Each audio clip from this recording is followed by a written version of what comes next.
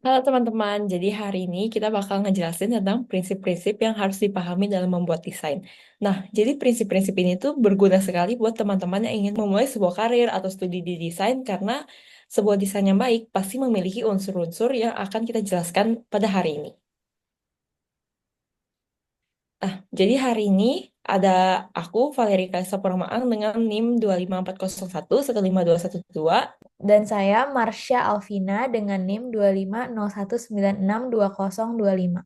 Nah, jadi pada hari ini, selain mengetahui prinsip-prinsip desain yang dibutuhkan untuk membuat sebuah desain yang baik, teman-teman juga akan dapat memahami jenis-jenis prinsip desain dan dapat membedakannya, serta menerapkan prinsip desain pada proyek desain. Jadi, kalau misalnya menggunakan prinsip-prinsip desain ini pada proyek desain teman-teman, nanti pesan komunikasinya dapat tersampaikan dengan baik.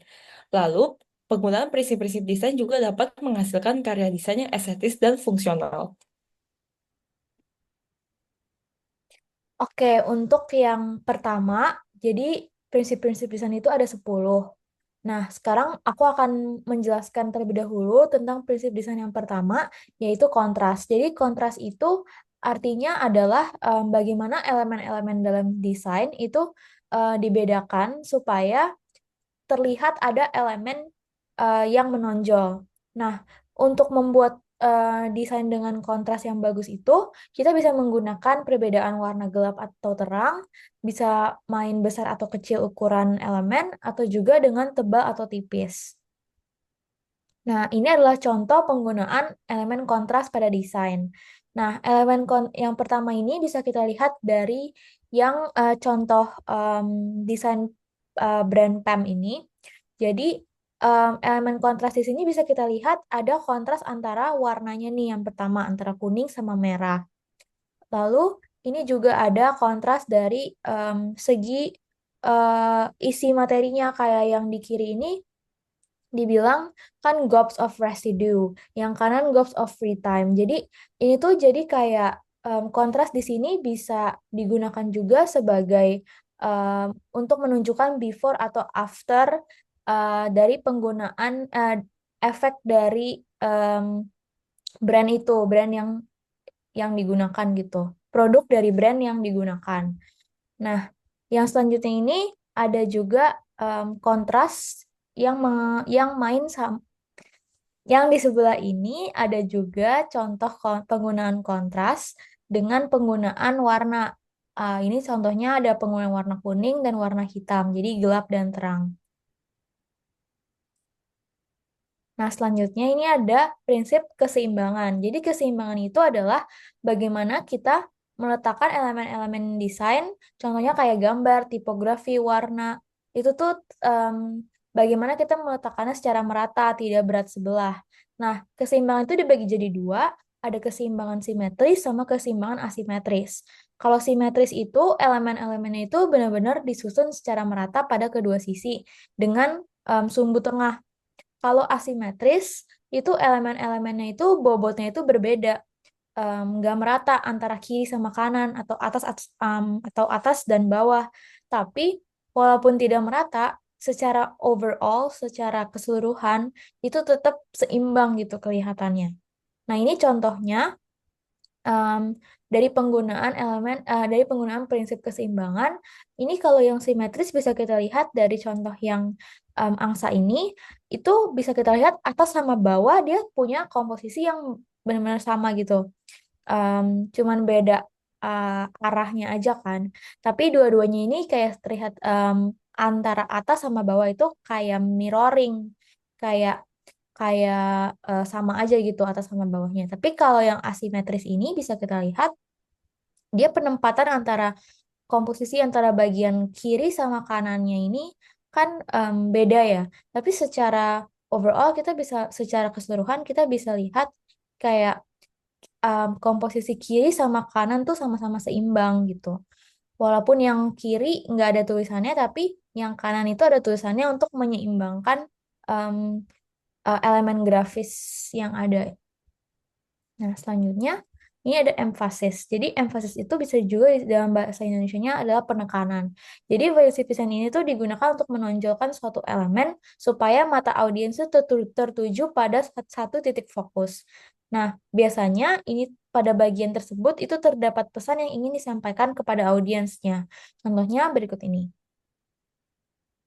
Nah, ini contohnya bisa kita lihat di sini kan semuanya ini payung ya. Nah, tapi di tengah-tengah itu ada payung dengan warna yang berbeda. Nah, ini adalah contoh penerapan empasis. Jadi kita bisa gunakan warna yang berbeda em, supaya mata kita itu bisa tertuju pada si satu titik fokus itu. Nah, dari sini kita bisa lihat kalau oh di sini juga ada sebuah muka ya. Nah, jadi di sini tuh pesannya mungkin ingin menyampaikan kalau oh di antara di tengah-tengah payung-payung ini tuh ada seorang perempuan gitu. Nah, mungkin dari sini si pembuat desain ini juga ingin menyampaikan suatu pesan tentang si perempuan ini gitu. Nah, selanjutnya itu ada proporsi. Jadi, proporsi itu tuh apa? Proporsi itu adalah ukuran relatif elemen-elemen dalam desain. Jadi, proporsi itu digunakan untuk menunjukkan elemen-elemen yang penting. Kalau elemen yang besar itu cenderung dinilai lebih penting, sedangkan elemen yang lebih kecil itu em, cenderung dinilai lebih kurang penting. Nah, contohnya seperti ini. Nah, kalau kita bisa lihat dari sini, ini kan ada dua em, sosok orang ya bisa dilihat. Nah, yang di sebelah kiri yang lebih besar ini tuh menunjukkan kalau dia punya kuasa yang lebih besar terhadap si orang kecil yang ada di sebelah kanan ini. Jadi kalau mungkin secara pesannya ini bisa diartikan sebagai em, orang bisa diartikan sebagai orang tua yang selalu nyuruh-nyuruh ke anaknya gitu. Kayak em, sosok orang tua di sini digambarkan sebagai orang yang punya kuasa. Nah, ini si pembuat desain ini menggunakan proporsi yang lebih besar untuk menyampaikan pesan tersebut gitu. Nah, selanjutnya adalah hierarki. Jadi, hierarki itu adalah objek disusun berdasarkan komposisi yang berbeda untuk menunjukkan bagian yang ingin ditampilkan. Nah, biasanya ini hierarki itu membantu kita, orang-orang yang melihat sebuah karya, itu untuk melihat sesuatu dengan pusat perhatian pertama, kedua, dan ketiga, dan seterusnya. Jadi, hierarki itu kayak urutan bagaimana kita melihat suatu elemen dalam desain. Nah, contohnya seperti ini. Em, jadi desain ini dibuat supaya contohnya kita akan kalau kita melihat desain ini, kita akan melihat headingnya terlebih dahulu yang tulisan "You will read this first" karena dia dibuat lebih besar dibanding tulisan yang lainnya. Jadi kita akan pasti tertuju pada tulisan itu dulu. Jadi selain dia main di ukuran, dia juga main di warna. Jadi warnanya dibikin em, lebih pop up dibanding tulisan-tulisan yang lain supaya kita bisa langsung mata pelihatnya itu bisa langsung tertuju pada headline-nya itu. Selanjutnya yang kedua kita akan baca itu kemungkinan adalah si bagian subheadingnya yaitu yang bagian "and then you will read this line next". Jadi ini tuh ukurannya dibuat kedua yang besar setelah si headingnya. Kemudian ini ada bagian "you will probably read this before the paragraph". Ini menjadi urutan ketiga. Kemudian ada juga si grafik yang orang ini di sini. Kemudian mungkin kita juga terakhir-terakhir akan balik lagi nih untuk melihat em, poster ini untuk membaca kopinya gitu. Nah, kopinya dibikin kecil em, karena itu yang paling terakhir orang-orang baca gitu biasanya. Nah, selanjutnya ada movement. Jadi, movement itu komponen dari desain yang membuat sebuah gerakan. Jadi, desain yang dinamis itu bakal membuat banyak gerakan mata. Jadi, di desainnya itu kelihatan kalau bergerak di desainnya. Jadi, desainer yang baik juga akan menempatkan kontrol pada elemen di sepanjang pola gerakan mata. Jadi, nggak bikin bingung mata mau lihat kemana karena semua itu ada arahnya gitu. Untuk contoh dari movement sendiri ada desain ini. Jadi ini typonya itu menunjukkan Rocky dan ada orang yang lagi naik dan ke atas yaitu ke huruf Y-nya. Jadi ceritanya orang ini berjalan dari R ke Y dan ini merupakan contoh sebuah movement karena penempatan. teksnya sendiri juga lebih tinggi dari huruf yang sebelumnya. Untuk selanjutnya ada repetisi. Jadi repetisi itu penggunaan elemen yang sama pada sebuah desain, baik secara tertutur atau tidak, tapi ditempatinnya tuh seperti membentuk sesuatu. Jadi repetisi itu juga dapat digunakan untuk menguatkan elemen tertentu, seperti contohnya misalnya mau nunjukin suatu objek dan menggunakan objek lain untuk menunjukkan bentuk objek tersebut, dan juga repetisi repetisi memberikan rasa kesatuan, dan repetisi juga dapat digunakan untuk menyusun ritme. Jadi ritme dalam desain itu seperti arah gerakan kemana desain itu membentuk gitu. Nah, berikut merupakan contoh repetisi seperti ini ada dari Coca-Cola. Jadi, botol-botol Coca-Cola yang disusun secara menggunakan prinsip repetisi ini membentuk senyuman. Jadi, kalau kita lihat ini seperti membentuk orang lagi nyengir. Dan kalau di iklan Nike ini ada kaki-kaki sendal ini dan melalui prinsip repetisi, ini tuh membentuk logo Nike. Nah, berikutnya adalah variasi. Jadi variasi itu penambahan elemen untuk membuat desain tetap terlihat menarik dan tidak membuat penglihatnya bosan. Jadi penambahan elemennya itu dapat berupa bentuk, warna, tipografi, dan berbagai macam lagi. Nah, berikut merupakan contoh variasi di mana di sini kita dapat melihat bahwa penggunaan warna yang digunakan itu bervariasi sekali, macam-macam, tapi tetap enak dilihat. Dan juga bentuk-bentuknya juga sangat bermacam-macam.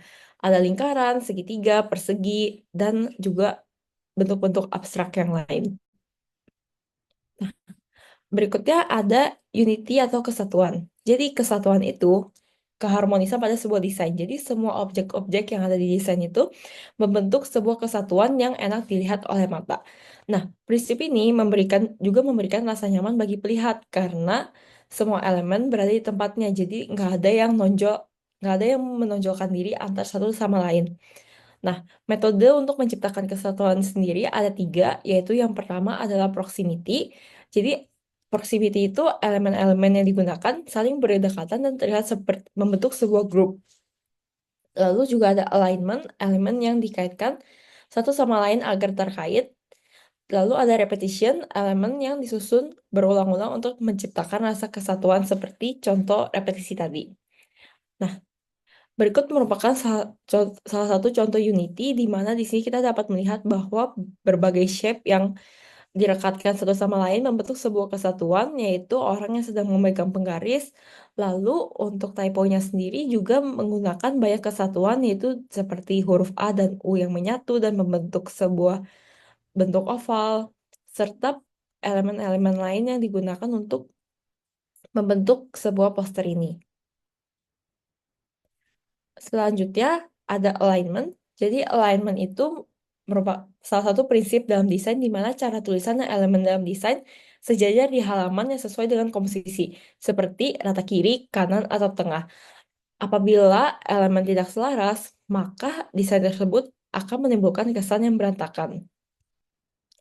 Berikut merupakan contoh dari alignment di mana di sini semuanya sama rata seperti lingkaran yang sama rata.